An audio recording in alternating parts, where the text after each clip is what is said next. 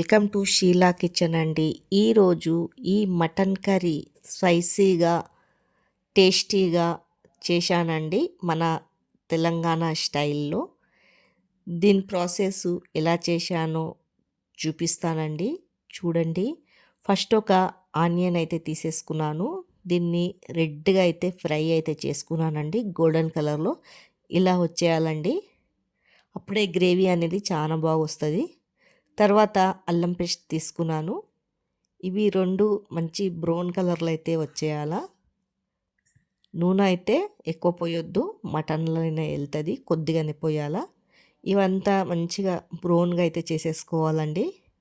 ఇలా బ్రౌన్ అయిపోయింది. ఇక దీంట్లో 2 చెంచాలు కారం వేసేసుకోవాలా. తర్వాత 1 చెంచా పసుపు వేయాలండి. కొద్దిగా నీసు వాసన రాకుండా పసుపు కొద్దిగానే ఎక్కువనే వేసుకోవాలా. రుచికి సరిపోయేంత సాల్ట్ వేసుకోవాలా.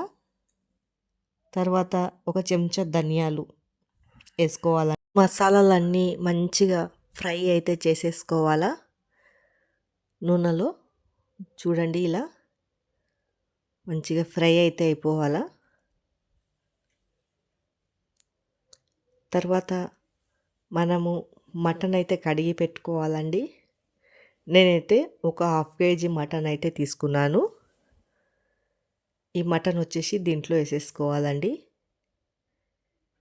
చూడండి, మొత్తము మంచిగా దానికి మసాలాలు పట్టేలాగా తిప్పేసుకోవాలా. ఇది వచ్చేసి మొత్తము మంచిగా మసాలాలు పట్టేలాగా కలుపుకోవాలండి. ఇలా అంతా కలిపేసుకొని ఒక 5 నిమిషాలు అయితే ఇడిసేయాలా. దానికి మసాలాలు పడుతుంది, వేగాలండి.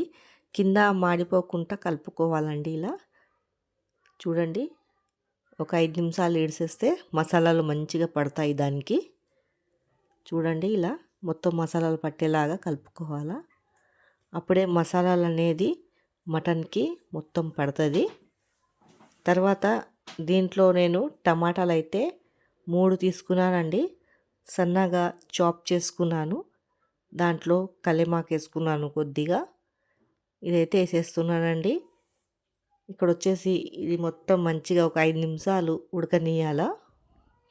ఇది మంచిగా ఫ్రై అయిపోయాక చూడండి, ఇలా తిప్పేసుకోవాలా. మొత్తము ఒక 5 నిమిషాలు ఉండనీయాలండి.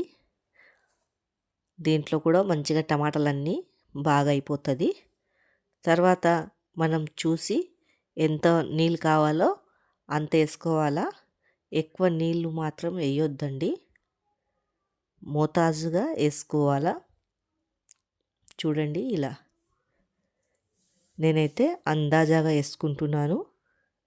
మీకు కూడా తెలుస్తుంది కదండి ఎంతలా ఉడుకుతుంది కుక్కర్లో నీళ్ళని.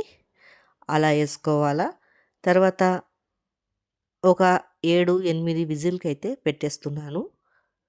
తర్వాత పెట్టేశాక వేరే బగోనీలు అయితే తీసుకున్నానండి. నుంచి పట్టా, లవంగ్, ఇలాచీలు మిక్సీ పట్టుకొని వేసుకున్నాను.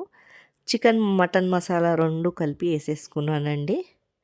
ఇలా వేసుకుంటే చిక్కగా ఉంటుందండి గ్రేవీ అనేది. మనము చూసి వేసుకోవాలా, మనకు ఎంత తింటామో అంత మసాలాలు అయితే.